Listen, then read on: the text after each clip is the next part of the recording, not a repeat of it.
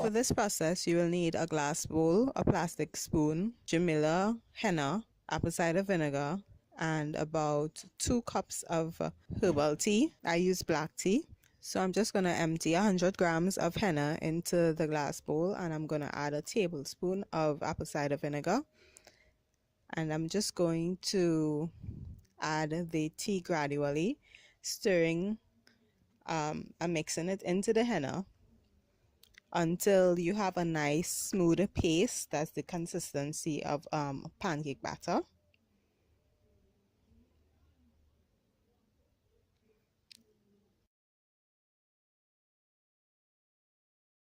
So this is the consistency you want, and I'm just going to cover that down and leave it overnight for the color to develop.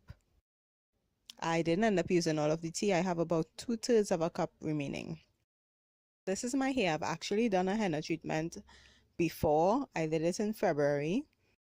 So that is the red tinge that you're seeing in my hair. With natural hair colors, you don't get the full black effect only after one use. You kind of have to do the treatment multiple times to get the jet black hair. So to start off, I'm going to do an apple cider vinegar rinse on my hair. I'm gonna section my hair into large twists. Now this is so important because these twists are going to remain in my hair throughout the entire process.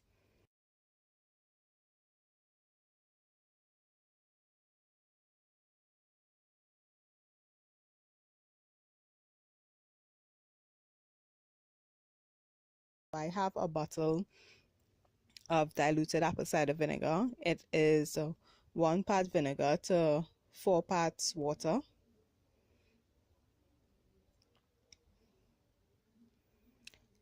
And I just saturated my hair with the mixture, and I went under a shower cap for about 5 to 10 minutes. And then I rinsed it out of my hair. This is just to ensure that the hair is clean. This is the henna that sat overnight, and you can see that the dye has released, the color has changed, and it's perfect and ready to be applied. So I'm just going to take some Vaseline and apply it to my skin, and I'm also going to squeeze the excess water out of my hair after I'm rinsing out the apple cider vinegar. I'm squeezing the excess water out of my hair so that it doesn't dilute the henna mixture as I apply it. And I just work with the twist and apply the henna, a generous amount of henna to each section. I ensure that it's coated well, and then I just twist it back up and move on to the next section.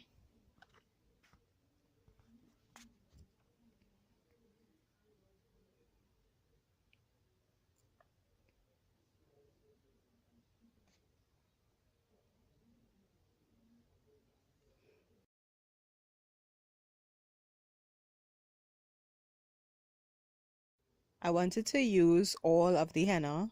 I didn't want to waste any, so I just went back over my hairline and the ends of my hair, and also hair along the parts, the hair along the center part that is normally exposed.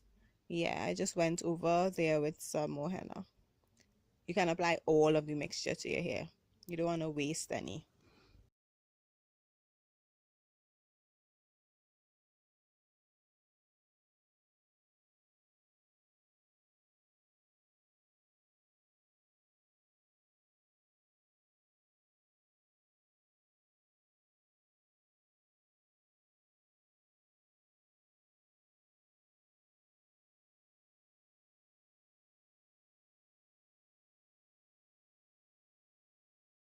After I apply the henna, I put on 2 shower caps and a scarf, and I leave it to process for about 6 hours.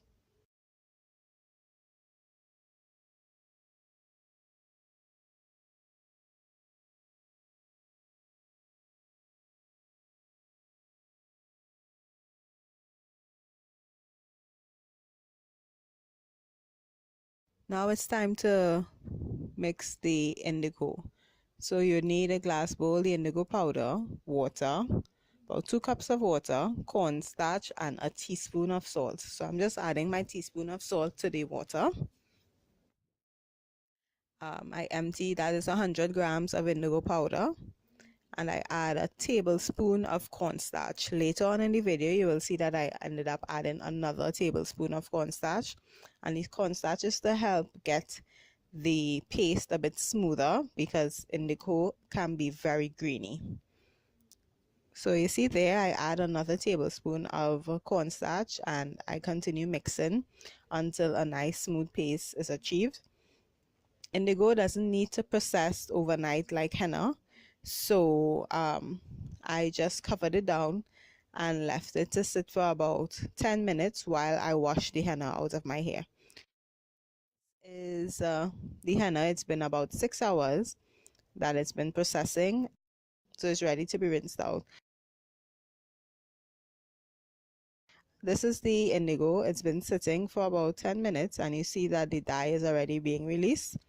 The top layer was black and underneath was green, so it's ready to be applied. So this is my hair with the henna rinsed out. I'm just showing you guys the ends of my hair where you can see the reddish color from the henna a little bit. I don't know if it's picking up well on camera, but you can see the orange tone of the henna in my hair. And I'm going to apply the indigo the same way that I apply the henna, using the twist in sections. And I'm just showing you again the ends of my hair that has the orange tint from henna. And I apply it in the same way. And the only difference is that I slept with the indigo overnight in my hair because it needs a bit more time to process than the henna. So this is the morning and it's time to rinse the indigo out of my hair.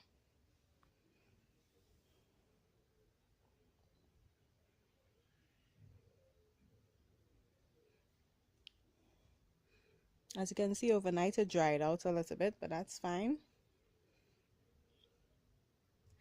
So I just rinse the indigo out of my hair. Now this is very important. I'm not using shampoo or conditioner. When I rinse the henna out of my hair, I did not use shampoo or conditioner. And when I rinse the indigo out of my hair, I did not use shampoo or conditioner. You just use water and rinse it out thoroughly. And here I'm just going to use the same twist again. I applied my Healthy Hair by Ren products. This is the hydrating hair cream and a bit of the styling custard as well. And the reason why you do not want to rinse with shampoo or conditioner is because the dye is still being released. You can see that the excess product on my hands, you can see some black in it. That is because the indigo is still being released and you don't want to rinse that out. You want to give it a couple days to continue to develop. So this is the finished twist, and you can still see I have a few resistant grays at the front. My grays are so resistant, but this is the final product. You can see my hair is black. In between there are a few patches that are still brown, but like I said, over time with continued use of this treatment, I know that I will achieve the jet black hair that I want. So that's it. That is the two-step process to get black hair using henna and indigo. Thank you so much for watching.